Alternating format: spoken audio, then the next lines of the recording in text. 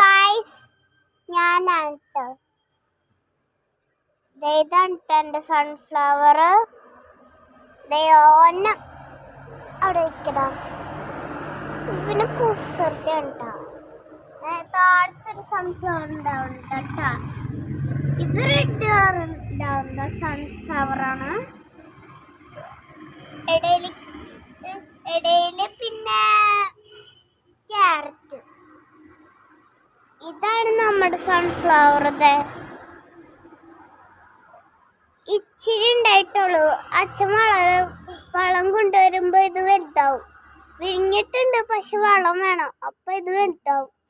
പൂവ് പിന്നെ ഇടയിലുണ്ടാവുന്നുണ്ട് കേട്ടോ. പിന്നെ ഏറ്റവും ഉണ്ടാവണ്ട. പിന്നെ ഇത് മുളക്. ഇതാണ് ട്ടോ. ഇത് ടൊമാറ്റോ ഇഷ്ടായ. പിന്നെ മുളക്,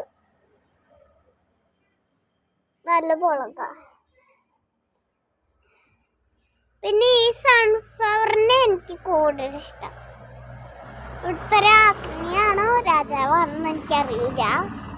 പക്ഷെ ഞാൻ ഇതിൻ്റെ ഉള്ളിൽ നോക്കട്ടെ. ഞാൻ കണ്ടോ, ഉള്ളിൽ നോക്കിയേ,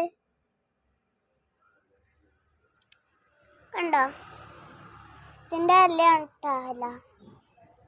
ഇവിടെ കുറേ ഉണ്ടാവുന്നുണ്ട്. ഇവിടെ ഒരു സൺഫ്ലവർ. ഇത് അമ്പലപ്പൂ പോലെ. ഇതാണ് കേട്ടോ നല്ല സൺഫ്ലവർ. ഇതിൻ്റെ പിന്നില്